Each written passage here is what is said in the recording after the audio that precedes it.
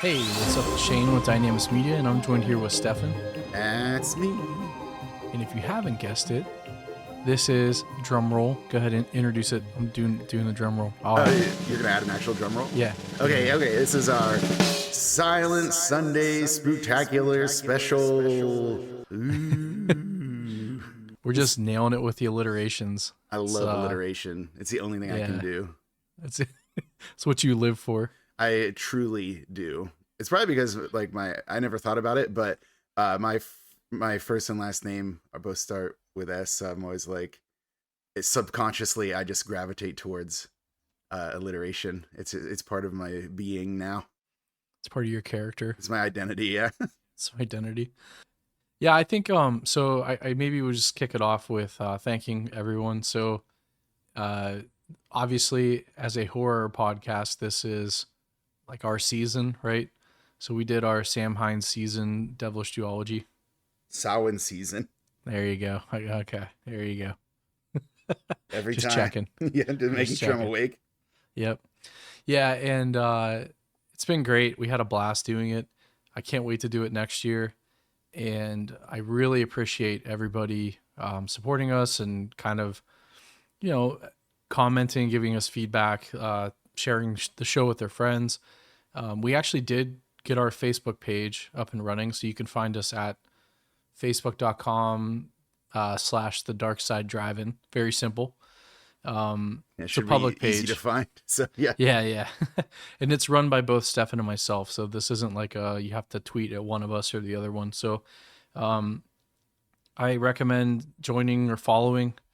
We're going to be posting a lot of stuff there, and we're going to start doing polls like for movies that people want us to do, and just fun stuff to get the kind of like help us interact with you all. But I can't say enough how grateful we both are for the support that we've received. And even and honestly, we did receive some negative feedback too. So we took that to heart and are thinking about it. But yeah, so I didn't know if you had anything else. Like, I think this is a good episode too, because we have a lot of new listeners, and I think we don't always maybe explain what we're doing all the time. I mean, I'm sure it's pretty self-explanatory, but so Stefan and myself, if you didn't listen to the Stuff episode, we've been friends for forever, pretty much now at this point, right? It's been a long time. And we both love like horror movies, 80s horror movies, schlocky horror movies, whatever you want to call them. And most of this for us when we were roommates turned into us just watching Mystery Science Theater. Or those riff tracks ones that they have. Yeah, the riff tracks, and just having a blast. So we thought, hey, it would be fun if we just kind of messed around and did this. And we're having a blast doing this, and I hope everybody else is enjoying themselves too. So thank you. Definitely not as well as those properties do it, but we're doing our own thing here. Yeah. We're talking about them. Yeah. And it's kind of like we do have our rating categories. Like we judge them based off of a handful of categories, and we have our D roll where we just slap on one extra like ranking for these things. But at the end of the day, like we aren't like film critics. We're just here having fun talking about these movies. And a lot of people like have wondered like, hey, but what is it that is the cutoff? Like what makes you decide, if it's going to be in the 70s or if it's going to be in the 90s, or like, why is it so centralized on like the 80s? And there's two reasons for that. One is like, that was like the peak era of like VHS, like, go to the movie rental store and just grab something based off the box art that you see, at like whatever your local movie rental place was. And additionally, just, it's the practical effects element really that is kind of what unites this thing. Is that by the late 70s, like special effects were good enough that, you could tell that a lot of like love went into it. And in the 80s and then the early 90s is kind of where, you see practical effects really hit their stride, until of course now when everything's so damn CGI'd, it looks terrible. Like it always looks so bad. And I do not like, and there's some filmmakers that are out there still doing practical effects to this day. And like the difference is just so clear. So that's kind of like the uniting factor of all of these things tends to be the special effects work. And what's crazy about if you go back and watch movies from like the late 90s, early 2000s that started using CGI, they do not hold up well. I don't know if we're just so used to like, because look, to be fair, like let's look at the Marvel Avengers, right? I would say that's probably some of the best CGI you can see right now. Some of the stuff they do with the Star Wars franchise is great. They kind of mix of like practical and CGI, but um, I think that if you go back and look at stuff from kind of like again like the 90s, even the 80s, none of that CGI stuff holds up. So in 20 years, we're probably going to look back at some of the things that we think now are like fantastic and they're going to be terrible. So, practical effects for the win, they always hold up. I can't think of a time that if it was good in 1984, that's not good now. So, yeah, Yeah, that's a good point. even the movies that we maybe weren't as kind to, like say the Supernaturals. Yeah, But even those moments of effects, like even the effect, it's like, hey, it's the zombie looked cool, some of those things. So it's like even the lower points of like films at this time, at least you can usually count on a good effect shot or two to kind of salvage it and get you through it. right. Which again, I probably shouldn't bring up Supernaturals because we do now know that you have the copy of it that is actually decent looking, and we need to make reappraise that one. But the version that was out for streaming was absolute garbage. Yeah, for sure. But that's a fidelity issue. It's not a filmmaking problem. You know what I Yeah, mean? absolutely. Yeah. Yeah. And I feel like that's only become more a problem as like streaming rights get more Yep. muddied and yeah. So, and some things are just impossible to find streaming despite the fact that like they're owned by companies that exist and still even have their own streaming platforms. Like I was actually just thinking about it today is I was looking on Amazon trying to decide if I wanted to buy a box set of Tales from the Crypt because despite it being an HBO show and HBO literally having their own streaming service basically in Max, I mean it's kind of all mixed up with like the Warner Discovery stuff. But Right. the fact that it's not available for streaming there because of rights issues over the years is just madness to me. It's wild. And that's what same with like Tales from the Dark Side, the series. Like I bought it on DVD because I just couldn't find it streaming. So I feel like that's gonna be happening a lot more often, especially like we find a lot of these movies on Tubi and different streaming services that are kind of free and have like huge libraries, but even they lose stuff relatively quickly. The other night I just watched John Carpenter's The Fog because it's going to be leaving Tubi at the end of the month. Now sometimes things just come back to Tubi, but like Right. you can't count on that. You never know because like rights are always changing hands and switching up, and The Fog could pop up somewhere else, or maybe it'll just be gone for a while, and you just have to wait till it makes its round again. Yeah, and that's a great point too, because with the strike that just happened, I think we're not through AI, we're not through the streaming rights, we're not through any of this stuff. So, you know, our ability to watch these titles is probably going to be drastically different in the next like 3 to 5 years. So, I'm just enjoying the ride right now with Tubi. I still don't understand how they're able to get all this stuff, and it's fantastic. If you don't have a Tubi account, please go get one. They are ad supported, so even if you watch other movies on there, you can watch. So all you Yinzers, you can watch. Yins can watch channel 4, channel 2, channel 11. So you can watch your news on there. So if you get up at 4 in the morning and smoke 12 packs of cigarettes and drink 5 cups of coffee, you can put on Tubi instead of having to pay for cable. So Yeah, well, and Tubi has like a shout lot out of to my Yinzers. Tubi has like a bunch of channels too of different things. Like they have like Shout Factory TV, which has a lot of MST3K stuff. Yeah. They have Full Moon Features, which is Charles Band's like Puppet Master, the guy behind Puppet Master and all that. He has a channel that's on Tubi, so like it makes it really easy to kind of curate some of these other things that might have their own, like Mystery Science Theater and like Full Moon Features have their own services, but like if you don't want to pay for another one, they usually have a decent sampling of their libraries available on Tubi, and it's just ad supported, so it makes a little more sense than going out of your way to pay for another service if you're like me and you just have so many services right now. It's almost ridiculous. For sure. So that we're coming up on our 15th episode, and I wanted to do at some point do kind of like a mailbag or like a listener write in stuff.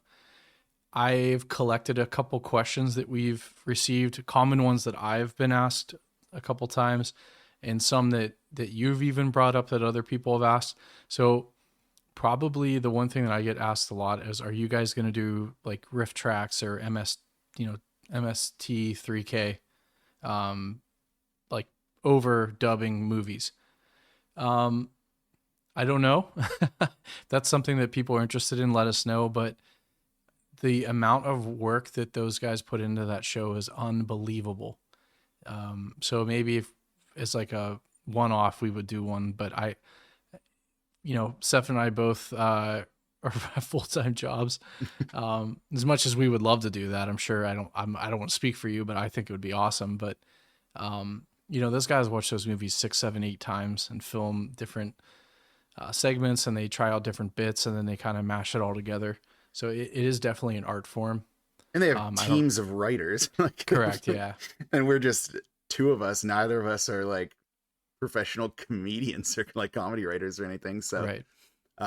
But yeah, maybe like I think that there would be more of a one-off kind of test in the waters, give it a shot kind of thing. I imagine it'll be like a very poor man's version of those professional things, but if like a lot of our listeners are just like friends of ours, I'm sure they might enjoy it.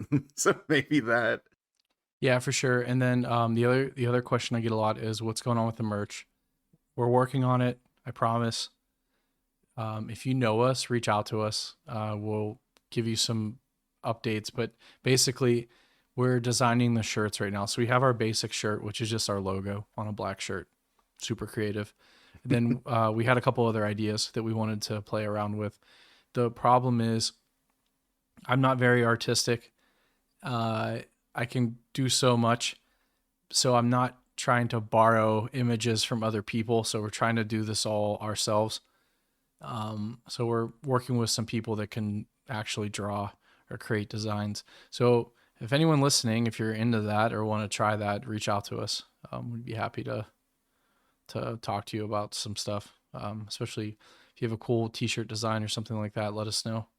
Kind of the problem with that is it's uncomfortable asking people who are creative like that to help us out because we're not making money on this. So it's not like we can really do much to compensate somebody. Like, I guess if we do sell them, we could always like give a cut of whatever we get, but I can't imagine our margins are going to be too good on this. Yeah, it's not like we're not like retiring next year because of these t-shirts. No. And I'm certainly not going to ask like creative people to just do it just to help us out. Like that seems, correct. Now if it's offered, that's a different thing, but I'm not going to go and reach out and ask people to do that for us. That's just not cool. Cause I feel like, especially a lot of times, creative types tend to get used like that by people who are like, oh, but you're just helping me out. Can't you just help me out for this time? And it's like, but this is their thing. Like this is how like it's a investment of time and effort, and that is the currency of the creative trade. So yeah, for sure. So if we were to sell these on a store, like if you did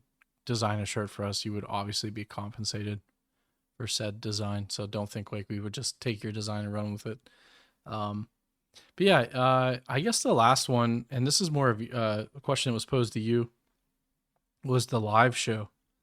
I'm not trying to get ahead of ourselves, but that was pretty interesting. So I don't know if you want to talk about it, or maybe we just keep everyone waiting. We'll try to kind of tease stuff as we go forward. Yeah, I don't think that's a fully baked plan yet, but it was brought up by a friend of the show as an idea, something to kick around. It would be a collaborative effort. It wouldn't just be purely our effort. So I'm definitely open to that idea, but at the same time, there's other folks involved, and I don't want to over promise or overly tease something that may not come into fruition. It's just right now, it's like I can cut this out too if we don't want to talk about it. I mean, it's fine to just say that, hey, maybe that'll be a thing. Like, the important thing is that number one, we're having fun and we like doing this and we're having a good time. And number two is that people are enjoying it with us. As long as people keep listening and people keep showing an interest in this, I don't see why we have to limit ourselves to just like our every 2-week episode drops.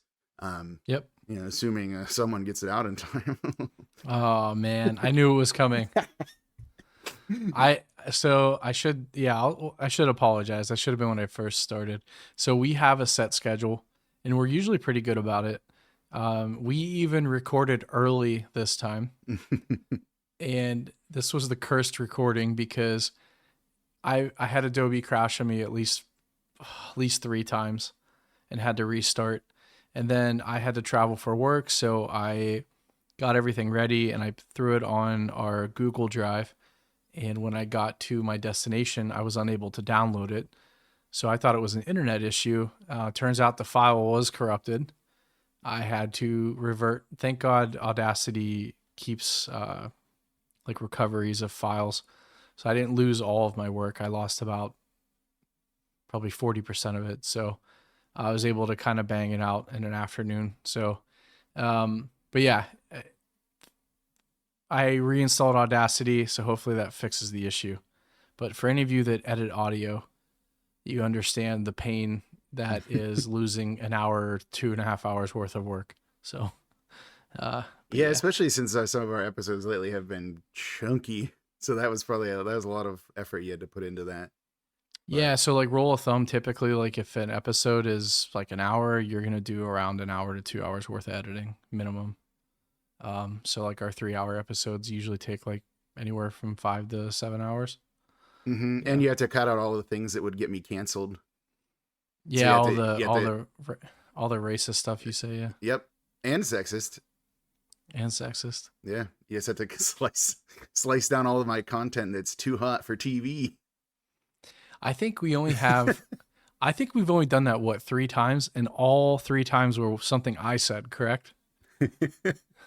And I'll own it. I don't want to blow up your spot, but yeah, there's been a couple times where I think I'm a little overly sensitive about things, so I'm usually really dancing around the lines, and you are just gonna say what you want to say, and then it's like maybe that wasn't quite the way. Like it's not like you're ever doing anything like mean spirited. It's usually just just like kind of like one of those like, maybe that is not gonna be taken the way that I wanted it to be taken. Yeah, it was nothing racist or anything like that, but it was just an off-colored joke or two that at the expense of people that are probably don't need jokes told about them at this moment in their life. So we've kind of decided as a team that hey, maybe we just cut that back a little bit, but nothing too crazy.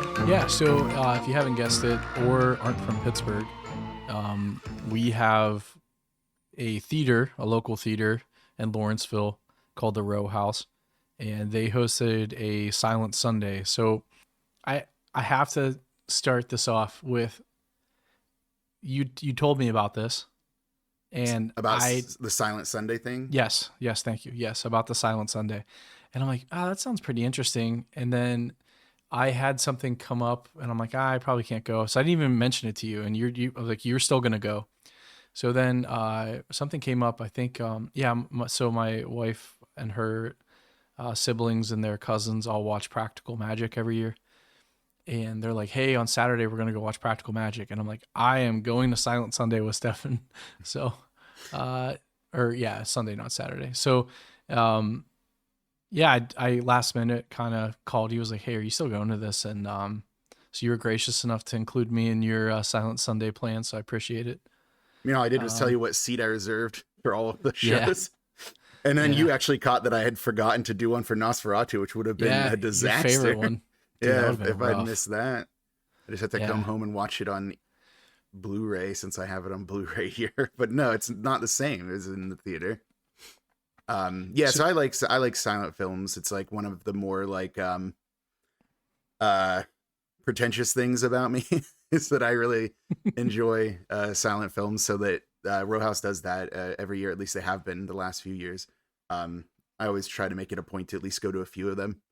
Okay, so yeah, then the full roster of films that they had shown was He Who Gets Slapped, The Hands of Orlok, Haxan, Witchcraft Through the Ages, um, The Phantom of the Opera, Nosferatu, and then Vampire was, I believe, the last one. So did you have a favorite? I had a favorite, but Oh yeah, I mean, let's be real. Nosferatu is one of my favorite movies of all time. I see it anytime there's a screening available. I will go and out of my way to see Nosferatu. I actually had it. There was another showing that was happening at, I think it was at the Harris Theater. There was a showing on that Friday, but since we were already going to Silent Sunday on like that Sunday that no was the 22nd, I didn't need to see it that close in succession. But yeah, Nosferatu is like one of my favorite movies. I see it every opportunity I get. Definitely once a year in theaters, usually at Row House, but sometimes it's in other places. yeah, I really liked Nosferatu. I had seen it a long time ago, but we just kind of jumping into it, I guess. So I had made the comment to you. I'm like, hey, wasn't there a scene where he like climbed around the door with his hands, and you'd quickly corrected me that that's just like that's like pop culture now, but that actually wasn't in the movie. So what was that from again? What, when he goes with his hands and moves around it? Yeah, the scene. Wasn't that in a kids movie back in the day? Yeah, I'm trying to think which one it was, and I don't know why I just kind of associated those two things together. But you ever watch the movie? I'm like, hey, isn't this a scene where he's supposed to like put his hands on the door and kind of like slowly move around it? Definitely didn't happen though. But Yeah, good old, good let me old see if I memory. can figure out which one it is, because I do remember that. Because I always think, actually, often think that it's Last Action Hero, but that's actually Death from the Seventh Seal who comes out of the movie in that, right? You're correct. You are correct. Man, what a pull! Last Action Hero. Hell yeah, that's one of the best movies Hell ever yeah, made. I love that movie. I actually do. Yeah, actually, it's Yeah, underrated. for But we're not sure. here to talk about Last Action Hero. That's not what we're here for. This time we actually were planning on. So yeah, we only got to three of them, but we were planning on going to the one before that. But I got the time wrong, so I botched that one. We're supposed to go to the Hands of Orlok first, because I was super interested in that. It's directed by Robert Wine, director of Cabinet of Dr. Caligari. It's probably like one of the more famous German expressionist films. So yeah, like that one we were supposed to go to, and then yeah, I got the time wrong, so it didn't make it. Um, and then that we ended up getting to the first one, which we saw, which was Haxan. Which, by the way, so I didn't have a lot of expectations. So I've seen silent films before, and I've seen silent horror films, and I expected grainy, very hard to kind of tell what's going on. I knew there would be music and writing and stuff. I was absolutely blown away by the fidelity of the what we saw. Right, so the version that they premiered, you said I think you said it was Blu-ray. It looked like it was filmed last year. I mean, it was so crisp. Like the you could see. I know it sounds stupid, but like even like the actors and actresses, they had a lot of older people playing roles, and you could even like see the wrinkles in their face, like even when they like zoomed in and did close-ups. I mean, it was absolutely crazy the amount of detail that they were able to present. I was completely blown away. Um, and Haxon was pretty cool. I thought the premise is interesting. I don't know if you want to give like a quick like elevator pitch of what Haxon is. Yeah, sure. Basically, it's the director's project. It's essentially like in the form of like a documentary sort of thing, but also with like certain narrative elements to kind of dramatize certain events and things like that. So you have like a mixture of like basically instances where, there might be a close up of a book, and then like the director just has like a like a pointer stick and is pointing things out and everything like that. But then there's also like dramatizations of, you know, like Inquisition things. And then when like somebody's talking to the Inquisition and like they basically are being coerced into confessing, so they start confessing about the stuff, and then that's when it really goes crazy, because then you actually see like these like witches sabbaths and stuff like that, where like all of the witches are running around and like what kissing Satan's butt. Like that was a big part Yeah. of the one of them, and like a lot of like the demon makeup and stuff like that. It's actually wild how much work had gone into like making them, like creating those demons and then creating those effects shots, especially considering that this was let me see, I think it was 1922. Yeah, so this is like we're looking at 100 years ago here. But yeah, like what you were saying about the fidelity too. A lot of these films, it's like unfortunate because there's a lot of films from the silent era that are just gone forever because of, you know, not that they're not being kept up, for being destroyed, like accidents, fires, because you know film is very easy to burn. So we probably have lost way more films from the silent era than we'll ever have.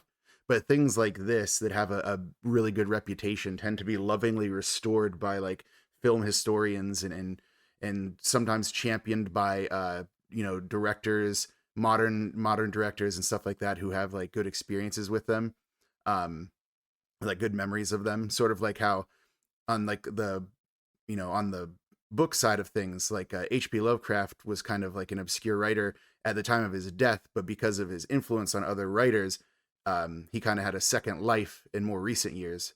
Similar things can happen with films like these that, uh, you know, have a reputation and manage to survive, despite best efforts in some cases, especially like Nosferatu, which was supposed to have been destroyed because they were sued by Dracula's, Bram Stoker's estate by his widow.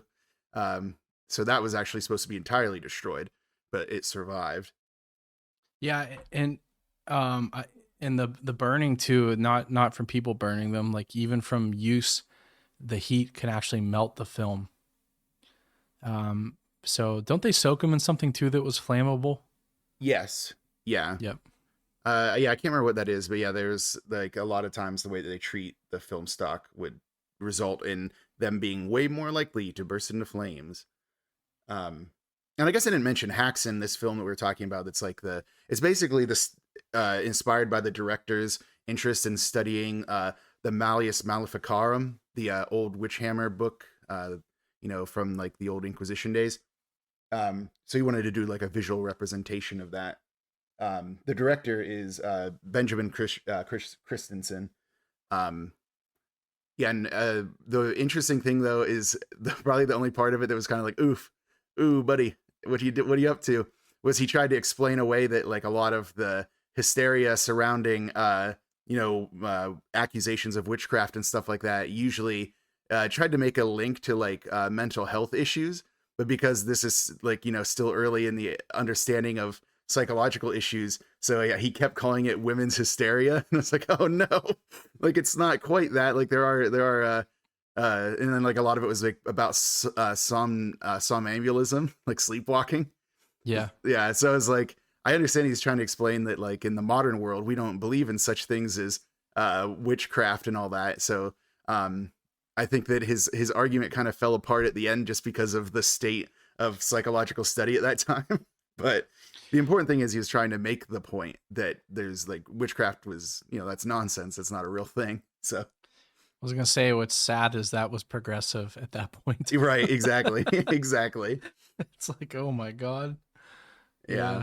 So yeah, Haxan, awesome movie. I loved it, and I think I said that if with after describing each of these, I wanted to say like, would I recommend this to, you know, to a modern audience? Like, especially a lot of people aren't going to do this, like aren't going to be like film buffs who want to sit in on this kind of thing.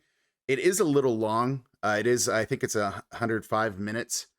Um, but it's broken up into two parts. So if you find it and you want to just watch maybe especially the first part up until it gets to the witch's Sabbath, that would probably be the best time. There's actually like such a funny scene there where the one woman is talking about all of the things that she was doing on like the witch's Sabbath, and then like they just cut to like those three Inquisitor priests sitting Yeah. there, and it's like It's like unexpectedly very funny. And I should have probably looked up to see where these were streaming, if they are streaming anywhere. So give me a So second. some of these are on Tubi. Vampire is on HBO. I don't think you can get um was it He Who Gets Slapped? Yeah, I couldn't find that one anywhere. So Um, that's just, maybe YouTube, I guess. yeah, The Hands of But Orlok is on Tubi for sure. yep. And Yeah, I then think, and having just Phantom of the Opera is having on there. just talked about Haxon, it's on Tubi, the Criterion Channel, Max. And then it says Amazon Prime, but I always feel like that's probably when you have to like pay for. So Yeah, you probably have to rent it. yeah, but it is definitely available. So if it says it's on Tubi, then it must be. Where'd you say you saw Phantom of the Opera? I'm pretty sure it's on Tubi. Let me check. Yeah, not the one with Gerard Butler. No, thank you. Yeah, no. There's too much talking in that one. I need it to be silent. Yeah. It says it's on Tubi, Roku channel, Yep. Pluto TV. So yeah, it's on a Plex. So it's on a handful of different, which isn't surprising. A lot of these older movies are, public domain at this point. But that again, I don't understand like fully how rights work with these sorts of things. So they still tend to be hard to find sometimes. And Nosferatu says the same thing. It's Tubi, Roku channel, Shout Factory, Pluto TV, Plex. So plenty of options for Nosferatu. Um, but yeah, so like the second one we watched then, because we sat through those three, was Fan of the Opera. Um, Which was my favorite. was it then? Oh, I loved it. I thought it was so good. I couldn't believe how good it was, honestly. I mean, it is the talent on screen for that one is crazy because you have like Lon Chaney playing the Phantom.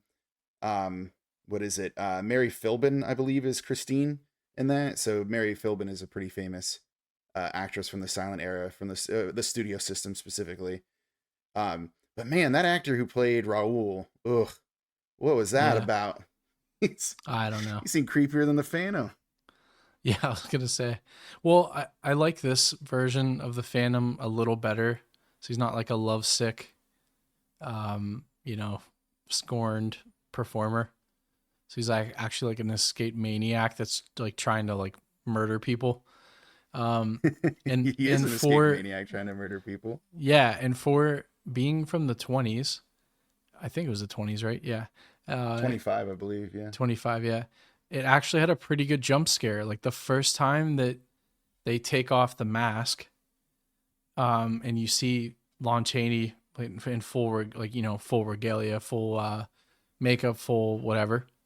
Um, I mean, it's like shocking. I mean, not that you jump or anything, but you're like, holy shit.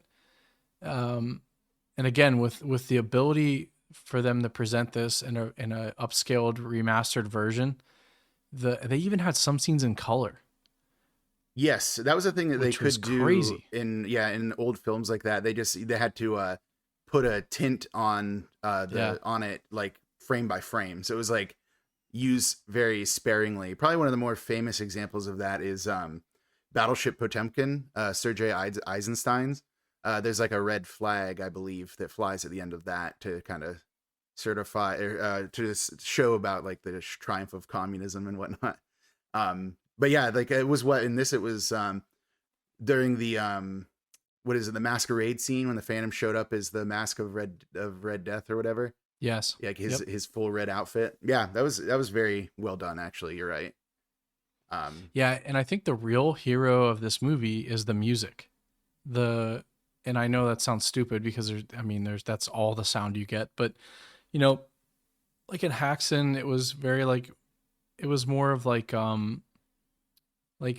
setting the mood, right? It was more background kind of music. Like there would be kind of how they used to write like overtures and stuff where like you would go to a ballet or go to like a an opera.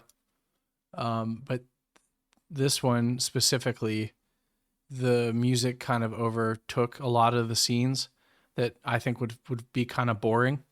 But then when you add in the organ, you add in all the intense woodwinds, the intense instruments. I think honestly, I was blown away. And I made fun of this one the most. I'm like, oh, we're gonna get kicked out because we're just gonna sing the Phantom of the Opera theme. But I was hooked. I was hooked from like the first 5 minutes.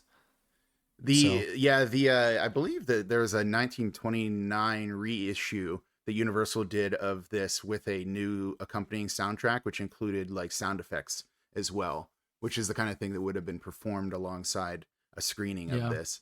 And I think that a lot of those, assuming that it is the same series of track that they would have used for that, maybe an updated version of it. It definitely really held together for that movie a lot better than in say Haxan, where a lot of those were just like what you were saying, like known orchestral scores. They weren't for the movie; they were just accompanying right. it. As opposed to this, where it seemed like it was really there for the movie, especially the scene that you were talking about where he's like playing the organ in Yeah, his lair and all that. But I never really understood. So like in both versions, in other versions of this, that whenever she takes off his mask and sees how messed up his face is, like it's like now you can never leave. It's like, why though? Like we know your face is messed up because you're wearing a mask all the time, man. Like why are you so sensitive about it? But yeah, so he was like very sensitive about it in this one too. I never really kind of got that toxic masculinity. Am I right? yeah. Right. So That old women hysteria. and then one character that I don't think we ever brought up is that Ledoux guy, like the Yeah, secret police guy. Who's like walking around with the fez the entire time, and he was so creepy. I'm like, is he like the Phantom in disguise or something? It's like, nope, he's just some creep out there he got hunting for the killed pretty Phantom. quick. What was that? Doesn't he die in the lair? No. Philippe dies there. The Philippe, you're right. Raoul's You're right. You're right. brother. No, Yes, it's Ledoux and right. Raoul are actually trapped Yep. in that Yes. trap, and they manage to survive. Yep. So yeah, no, Philippe gets ganked rather swiftly by the Phantom. Yeah. So. Yeah. So the Phantom takes a bamboo like shoot straight up Looney Tunes into the water. And keeps the He snorkels over there. snorkels over and like just murks this guy out of a I think it was a gondola, Like a little gondola in the sewers. It's so cool. Just like Jason Voorhees just grabs him right out of the just boat. pulls him out of the boat and then just like Yeah. then he snorkels back, doesn't he? I'm like, why did you? Yeah. He's dead. Like there's no Could've one else just got here. out. Yeah, you could Yeah. just left. That's like super funny. But yeah, he does do that. Because there's like a couple canes on the wall. I'm like, what is he doing? And he grabs it. I'm like, I thought it was like a blowgun or something. Like he was gonna poison dart him or something. And then he starts going to the water. I'm like, oh my god, is he really gonna do this? And straight up, just fucking Bugs Bunny right into the water. He does. Great. Snorkels right over there. Yeah, and then he offs Philippe and gets rid of him. But yeah, that was the whole thing with like Ledoux. I was like, is he like a double agent? Like, what's he up to? He's like, nah, he's just creepy. It's fine. So yeah, I guess I probably like Phantom of the Opera more talking about it now than I think I did at the time because it felt like it was so long to me. But maybe it wasn't even that long. Let me see how long the runtime is on that one.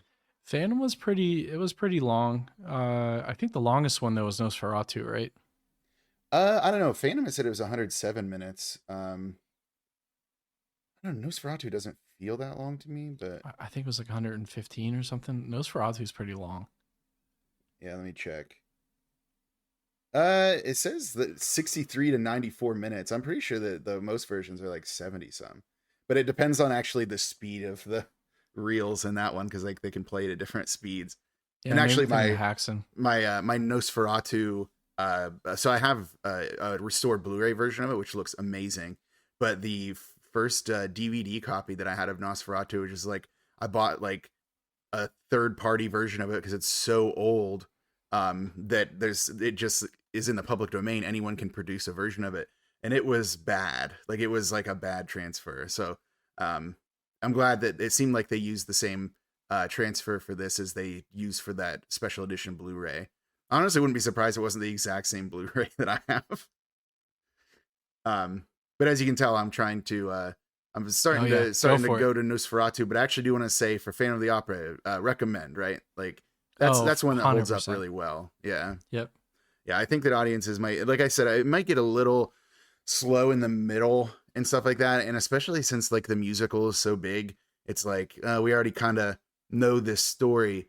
But like what you were saying, it's like it's played so differently in this. Like because they don't have to like fit in all these musical numbers, and like the fandom is in love with Christine, but it isn't like, It's not reciprocated. no, but it doesn't really seem like uh I don't know, it doesn't seem like it's his only character motivation. It seems like he's got a lot of other stuff going on. um so yeah, definitely recommend Phantom of the Opera. Yeah, so Nosferatu, the you know FW Murnau film starring Max Schreck, um, who is amazing. That one's a 1922 one. The only reason I knew for sure the year for that is I actually went to a 100th anniversary screening at the Harris Theater last year for Nosferatu. I was so excited. I wore a Nosferatu t-shirt to it and everything. That's amazing. Yeah, I actually got it. There's like a signed by the pianist who, like, he wrote his own score to it. I actually have a signed copy of the like the little poster that they had for that. It's on my wall here above my home office, so I can always look up and see Nosferatu there. Yeah, elevator pitch for this is basically just it's Dracula. Yeah, it's like literally an unauthorized adaptation of Dracula. I say legally we can't say Dracula. Except they do say They Dracula do. in it, but yeah, A couple times. yeah, and that's why it was like almost completely destroyed, because of like Bram Stoker's widow just suing the pants off them. They changed some things, like it no longer is the Count moving to London. He's now moving to Bremen because they center it in Germany, because that's the director. Um, but yeah, so like this is that version, the pointy eared, kind of ugly, scary looking version of Dracula. Like, he's not the sexy man that he would later become in like Gary Oldman adaptations and stuff like that. Like, nope, this guy is gross with his big claws. But yeah, I think that some of the stuff that really hold up for this, the makeup is a little heavy handed. I think, especially like the eyebrows and everything can be a little distracting. But man, the use of like atmosphere and the use of like shadow throughout this movie is just incredible. And some of the effects that they try to pull off just using like stop motion stuff is like, it can be a little jarring, but it is just like cool to see them give it a shot, Yeah, and everything they did, they shot it well. So like even when it was stop motion, they created a they were able to create that sense of like space or like scale, right? So like when they did things, like it wasn't, because I think some of the carriage scenes were stop motion for sure, right? Yes, yeah, Yeah. especially the parts where he's like piling the dirt and Yeah. stuff onto the, like, piling his like Right. coffins of dirt up there and stuff like that. But yeah, there's like some scenes in this that just hold up so well, like when he's like sneaking into uh the Cutter house, or the Hutter house, or whatever it is. Mm-hmm. Mm-hmm. Like whenever he's sneaking in there, like this, the shadow work is Oh, the great. And stairs. Yeah. yeah, yeah.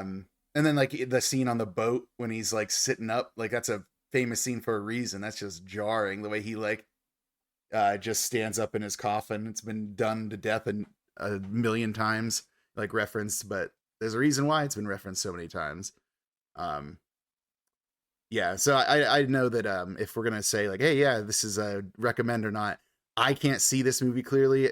I love it too much. So, would you say that it holds up well enough to warrant a recommendation? Yeah, I do. You just need to find the right version, and you also have to. I would watch this in pieces. So this is a lot slower. So they do a lot of like they do a lot with music, and they set the atmosphere where, like, for example, the first night that our protagonist shows up to it's not a man, the castle would be maybe the castle. Yeah, yeah, the So castle. Dracula's castle. I don't know if we can call him Dracula, but He's he, called Dracula. That's what he's yeah. called. So he shows up to Dracula's castle, and like the morning before, there was like a really cool like morning scene where he gets up, and it's playing like the birds are singing kind of song, right? There's a lot of flutes. There's a lot of like light music, airy music. He's stretching. He opens the window. There's like natural light and stuff. When he gets to the castle, it instantly starts changing, right? He meets with Dracula. It gets kind of awkward, and then he kind of like faints, right? He kind of goes out. But then the next morning he like gets up and it does that scene again where he's kind of like stretching and he kind of air quotes well rested, but it's playing until he figures out what happened to him. It's kind of playing like his normal morning music. And I think you have to really be invested in watching what's going on and listening. So like I don't think this is a good one to watch for your first time with like a bunch of people unless everyone's really into this stuff, because I feel like if you have any like class clowns like myself included, they're probably going to crack jokes because the pace isn't as fast as some of these other ones that we've watched, but for a good reason, because it builds a lot of tension. And especially like on the boat ride, like the whole beginning sets up like what's going to happen on his way to Bremen, right? Mm-hmm. So it does a really good job at like pulling and pushing at like you're like, am I scared? Am I, oh, is everything okay? Like it builds tension, it releases, it builds tension, it releases, which is a staple of pretty much any good horror movie. And then by the time that they would build tension again and it would release, he gets to the house across the street from our, I'm sorry, I can't remember the guy's name. It's Thomas Hutter, right? Thank you, Thomas. Yeah, Yeah. Thomas. Um, and then you're like, oh shit, like what's gonna happen now? And then it's just a constant build till the end. I think they did a great job at like the storyboarding on this and filmography, the cinematography, and this is just second to none. Like there's stuff you're gonna notice in here that you've seen from your favorite horror movies, and this was done, 100 years ago, so 101. Yeah. So I highly recommend it. I just would be careful with who you watch it with. I think because if you had like a bad actor or someone that's not into this stuff, I think they could ruin this for you pretty easily. Well, yeah, and that is kind of like the point too, there, because there's a lot of those scenes like it's almost idyllic to a fault. Like when we meet him and he's like goes to like hug his wife and she's like playing with a kitten and everything. It's like, oh god, like how like. But that's the point like of it. It's like, Fantasia. yeah, it's like and like all of his actions are huge. It's like very inspired Right. by this stage. Like he's like when he stretches as big as he can. He opens a window. Mm-hmm.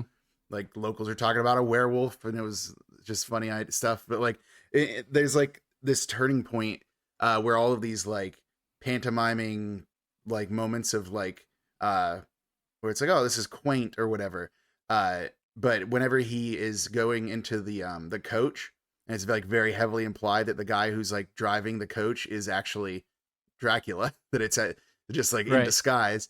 But when they move there, they actually flip the negatives on that so that like it looks like everything is like white that was supposed to be black and black that was supposed to be white. And the idea is like that's where he's like moving into this other world. But when he's at the castle, he's not scared at first. He's like, oh, I got some mosquito bites on my neck. Like, what's weird? It's like, ugh, it's not mosquito bites, buddy. You're getting Dracula. And then also, whenever the what is it? He's like writing a letter to his wife, and it just seems like he isn't grasping. Like he just thinks that this dude is just kind of a foreign weirdo. He doesn't think he's like an actual threat to like his life. Even though like the dude will say weird stuff like what he sees a picture of his wife, and then like Nosferatu's like, your wife has such a lovely throat. It's like, oh, that's a normal thing to say. But like he's just like she does have a nice throat. Yeah, good point, Dracula. You really know how to spot a detail that definitely makes sense to comment on. But I yeah, love this guy. But yeah, I definitely agree with you. This one is like a lot slower of a build because it's really trying to like juxtapose these two sides of like here's his idyllic life in Bremen, and then when he gets back to Bremen, it's like what like huge funeral processions is like a plague is just like killing tons of people. Like talk about a jarring like shift in tone between those two things. Yeah, it's so well done. They did such a great job. And if you're interested in Nosferatu, there is Nosferatu the Vampire, the Werner Herzog film that came out in the 70s, I believe. There's that remake with Klaus Kinski, which is pretty good. I still prefer the original, but I don't mind that one too much. And then there's a sort of more of a meta adaptation called Shadow of the Vampire, starring was it John Malkovich, is playing a fictionalized version of F.W. Murnau, and the idea is that he's creating this film Nosferatu, where Nosferatu is being played by what is it? Crap, what's that guy's name? Willem Dafoe. That's who it is. Willem Dafoe. Yeah. He's playing like this, but then the idea of it is that F.W. Murnau wanted to create a realistic movie so much that he actually hired a real vampire to like be in his movie. So the idea is that that version of Count Orlok is really him, like is a real vampire.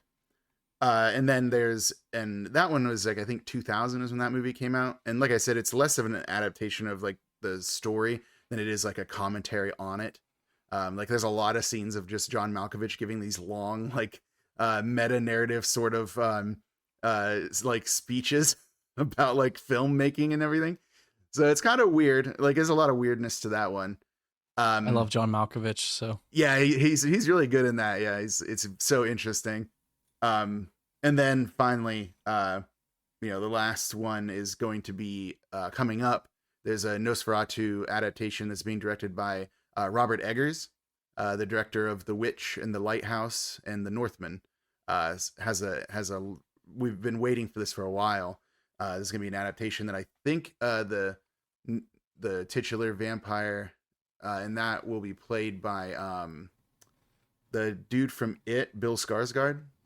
Yep. Yeah, he's going to be playing, which is interesting because he has like a lot of physicality to his performances, and he's also like really tall. Isn't he like 6'5", 6'6", or something like that in real life? Yeah, and he has the goofy eyeballs. Yeah. So that's going to be an awesome performance. Like, can't wait to see that. So one thing you brought up that's funny, our friend Mick Murray, friend of the show, who coined McMurder the movie. Well, we coined it, but it was his idea. Yeah. He always talks about The Witch in the Lighthouse, but he always says it like that, The Witch in the Lighthouse. So it's like The Lion, the Witch, and the Wardrobe. So for a while, I'm like looking for this Witch in the Lighthouse. Like, why isn't this, like, how cool of a movie would this be? The Witch in the Lighthouse. That sounds fucking awesome. And yeah, so got to add the commas there, friends. Punctuation is important, even in spoken word. So, well, actually, that wasn't a serial list, so you don't actually need to have a comma. It would just be and. Just know that if you were seeing it like written out, you'd understand that there's two titles. Put in quotation marks or something. Can I ask you a question? Sure. So, you've got a peanut butter. So let's do a ham sandwich, peanut butter sandwich, and a horse shit sandwich. Okay. So when you would say that's jelly, peanut butter, and horse shit sandwich, does that sound appealing to you? No. So add the commas. But the commas go like around, like, so like that one makes sense because that's three separate items. There's the one sandwich, comma, the next sandwich, comma, and the final sandwich. So you're telling me this witch has a lighthouse? No, but there's only two things. It's the witch and the lighthouse. They're two things. Like that, you only need like the conjunction there. You don't. But you said the third one though. That's why I said yes. that. If you include the third one, it would be the witch, comma, the lighthouse, comma, and the Northman. And there's going to be some people out there who are like, you don't actually need the comma before the and. Well, like, those are who I were talking to. Yeah, that's the Oxford comma, and I need that comma. I'm a staunch defender of that idea. We'll find you. So, but hey, I think I know we just kind of wanted to just do a quick check-in for the season. So if you're listening to this, it is Halloween. So happy Halloween. Please be safe. Enjoy trick-or-treating if that's what you're doing. To all you crazy parents out there, there's no way that someone that does drugs will give your kids those because they're expensive. And this isn't Night of the Demons, so there won't be any razor blades and any apples. So have fun, enjoy yourselves. But yeah, I think that's all I kind of wanted to get into today. I know I know you and I talked, and we just wanted to do a quick like check-in and just do a bonus little Halloween episode because this is our favorite season. So. Yeah. So yeah, as long as nothing goes wrong, this should be going out on Halloween. So this is your spooky Halloween special. You gotta do the whole thing. The Silent Sunday Spooktacular special. I feel like such a hack that I keep saying things like this. Nah, I love it. It's so good. All right, well, keep it spooky, friends. Yep. Spook them up. Spooky. See ya. Bye.